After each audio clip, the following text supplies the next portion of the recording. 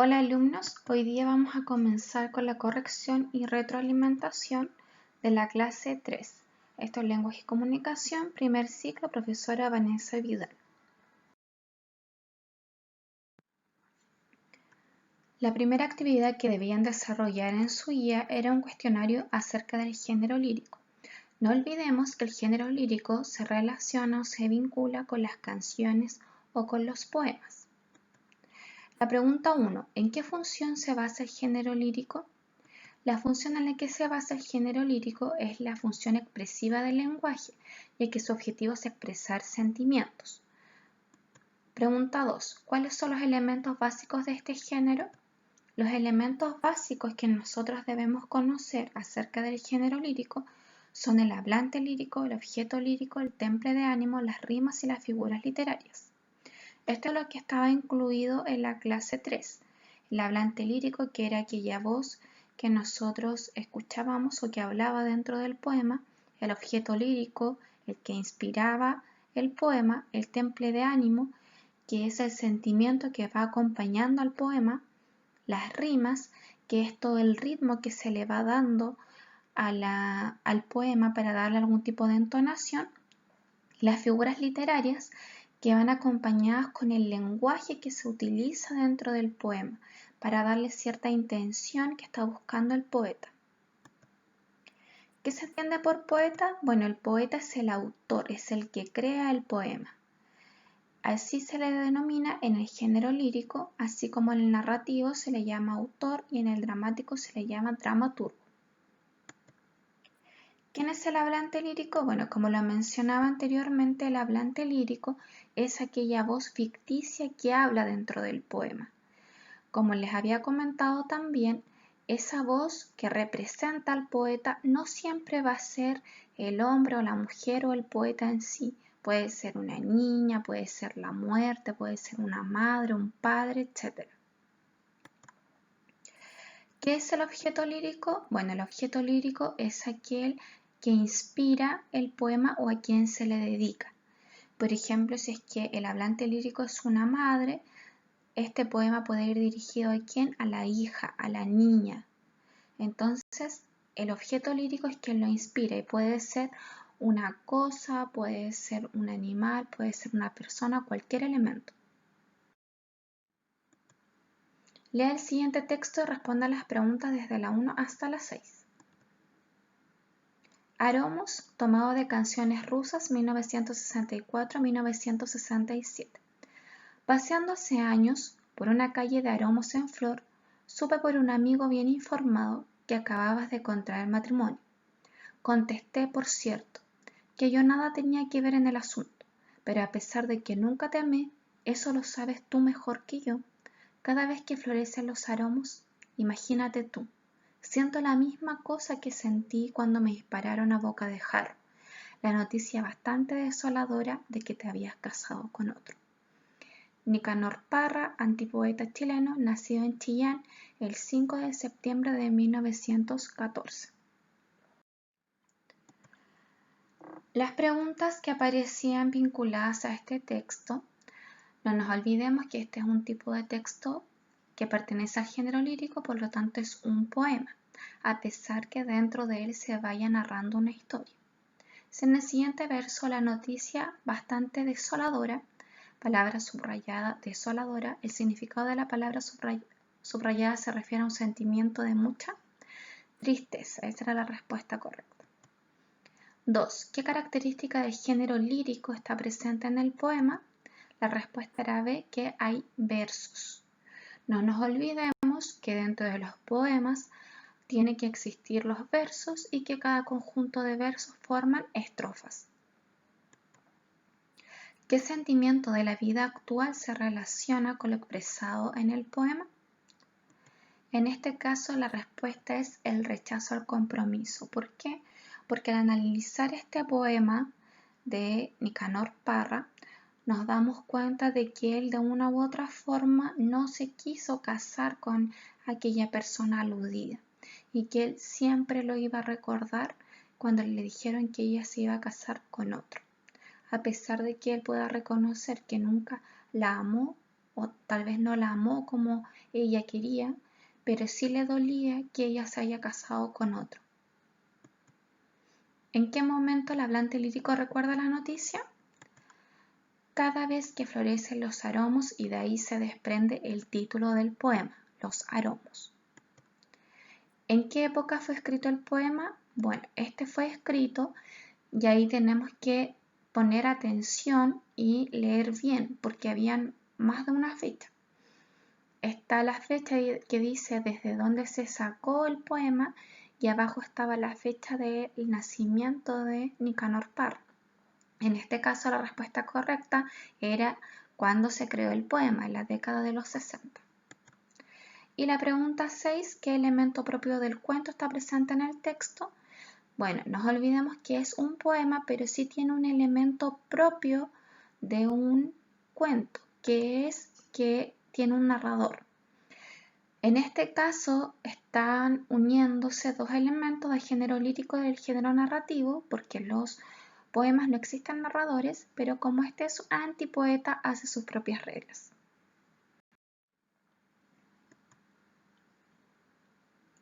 Aquí teníamos otro fragmento de poema y con este debíamos responder la pregunta número 7. Dice, vamos al rincón oscuro donde yo siempre te quiera, que no me importe la gente ni el veneno que nos echa. ¿A qué figura literaria corresponde el verso en cursiva del siguiente fragmento? El texto ahí en cursiva, en este caso yo lo dejé subrayado y en cursiva, ni el veneno que nos echa. Es una hipérbole, es una exageración. Se refiere a que las palabras que están diciendo los otros que juzgan son como veneno. Por lo tanto están exagerando, está diciendo que esas palabras de odio o todas esas palabras que utilizan para juzgarlos son como venenos para ellos, pero que ellos no tienen que importarles, simplemente tienen que amarse o estar juntos.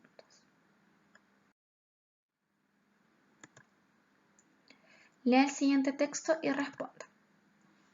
Hamlet se trata de una tragedia de venganza, protagonizada por personajes de alto rango. El personaje Hamlet encarna a un príncipe del Renacimiento, buen cortesano, soldado, un joven culto, de sentimientos nobles, cuya vida se ve totalmente perturbada tras la aparición del fantasma que le exige venganza. El príncipe, hijo del difunto rey de Dinamarca, ha caído en la melancolía tras la muerte de su padre. Su madre se ha casado con Claudio, el nuevo rey, y Hamlet deambula por el palacio lleno de sospechas. Una noche ve el espectro de su padre, quien ha sido asesinado por Claudio para llegar a ser rey y desposar a su madre. A Hamlet le corresponde la venganza del asesinato, pero se angustia ante la acción y busca excusas para posponerla. Se finge loco a fin de que en la corte no se recele de lo que trama. Bueno, aquí cabe destacar que del texto que se está hablando, Hamlet es una tragedia, es una obra teatral. Por lo tanto, aquí se está contando de manera resumida de qué se trata esta obra. Bueno, la respuesta dice, ¿cuál es la motivación que mueve el actuar de Hamlet? La motivación de Hamlet es la venganza, ya que descubre que su tío asesinó a su padre.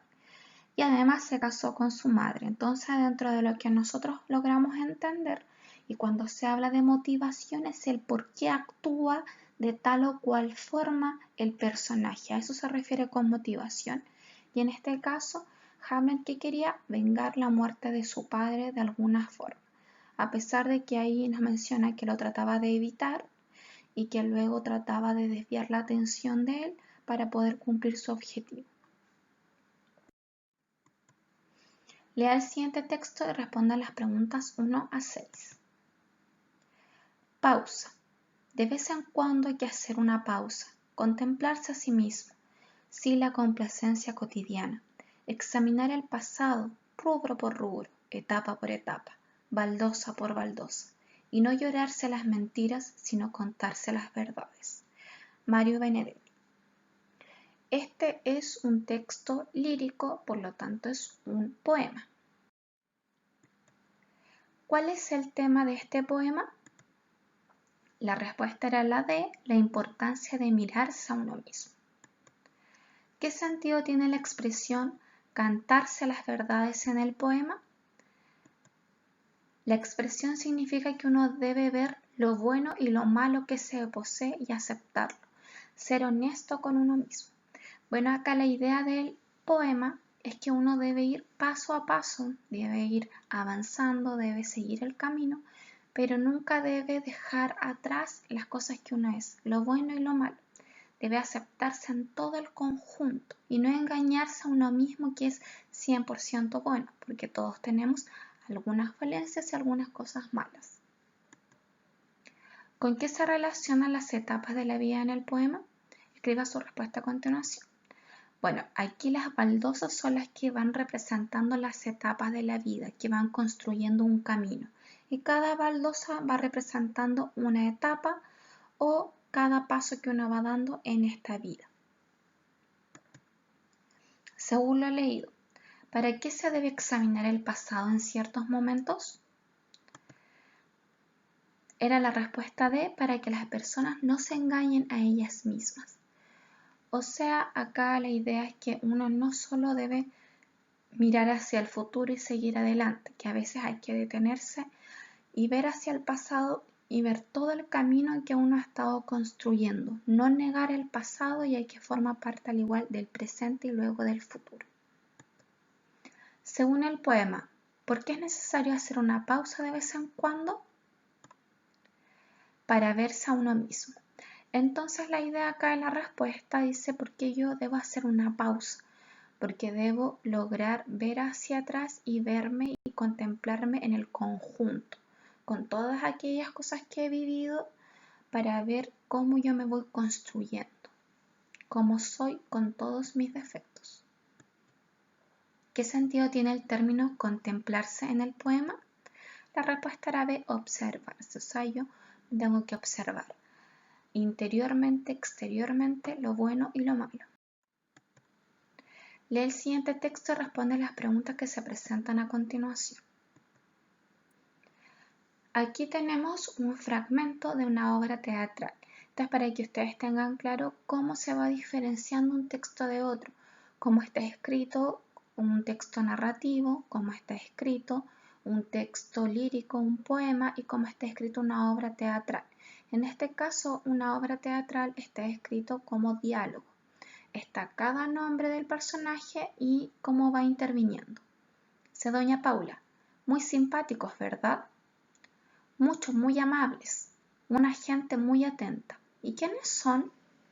Ah, no lo sé, yo les pago 50 pesos para que vengan de visita 2 veces por semana. No está mal el precio, es económico. A 25 pesetas la media hora, pero te da mejor resultado que las visitas de verdad, que no hay quien les aguante y que enseguida te dicen que les duele una cosa u otra. Estos vienen, se quedan callados durante media hora, puedes contarle todos tus problemas sin que ellos se permitan contarte los suyos, que no te importan un pimiento.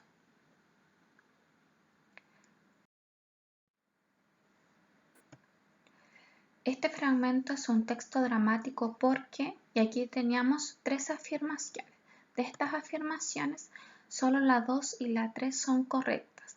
Dice, nace para ser representado y aquí es un texto teatral. No nos olvidemos que los textos teatrales, que dentro del género dramático, la razón por la que son creadas es para ser representadas sobre un escenario y frente a un público. ¿No encontramos un narrador? Claro que no, porque en las obras dramáticas no hay narradores. Por lo tanto, la que habría que descartar ahí es la 1, que se cuenta una historia imaginada por su autor y protagonizada por personajes. No, porque en este caso está hablando de un texto narrativo. ¿Qué personajes intervienen en el texto y de qué trata el diálogo que mantienen? Bueno, la respuesta es que personajes había que nombrarlos, doña Paula y doña Matilde. ¿Y de qué se trata el texto? Bueno, aquí están hablando doña Paula y doña Matilde acerca de contratar invitados y pagarles por media hora simplemente para que vayan de visita, les escuchen sus problemas y no tengan que comentar ellos, ni responder, ni contarles sus propios problemas. Entonces aquí esta es una crítica como a la sociedad, como a la superficial. O sea, yo quiero contar mis problemas, pero en realidad no quiero enterarme de los demás. No olvidemos que hay diferentes tipos de obras y algunas que son comedias, que son críticas a la sociedad, que en este caso es ese ejemplo. ¿Hay alguna acotación en el texto y qué información aporta? Bueno, había una acotación que dice, mira cómo se marchan. Y esta es la acotación que aparece. ¿Cómo sabemos que es así? Porque está entre paréntesis. ¿Y qué nos está indicando? Nos está indicando cómo deben actuar los personajes. Si es que yo leo esa acotación, me doy cuenta que si yo actúo, debo mirar hacia la gente que se está yendo. Y debo hacerlo con cierta expresión según el diálogo que se está manteniendo. Y luego dice, basándote en tus respuestas anteriores, resume con tus palabras las características principales de los textos dramáticos. Bueno, acá la idea es que sean capaces de resumir lo que se contempló durante la clase, que tiene que ver con el género dramático. O sea, los personajes, que había un personaje principal y un antagonista, que tenían que representar un conflicto, que teníamos personajes secundarios, que se dividían en dos bandos, que había un personaje terciario, otra que era un coro, y que representaba por medio de un nombre a un grupo de personas. También están los ambientes, que son iguales o similares a los del género narrativo. Tenemos toda una estructura, que tenemos la estructura externa y la interna. La externa donde está el acto, escena y cuadro, cada uno marcado por un elemento específico. La interna, que tiene que ver con el conflicto, con la presentación, con el desarrollo, con el nudo, con el desenlace del conflicto. Y el clímax, también ahí me faltaba, que es el momento de mayor tensión de la obra, y todos aquellos elementos que nos permiten también diferenciar una obra de otra, como la obra dramática, la comedia, la tragedia, que cada uno tiene sus características específicas. Los tipos de diálogos que aparecen, si hay un monólogo, si hay un diálogo, si hay una parte, un mutis, etc. Entonces, ahora lo que les toca es revisar esta corrección y esta retroalimentación con su guía, ver si es que las respuestas eran similares o no, irlo corrigiendo, irlo estudiando. Así que eso, y nos vemos hasta la clase que creo que es en julio. Así que suerte a estudiar, a trabajar.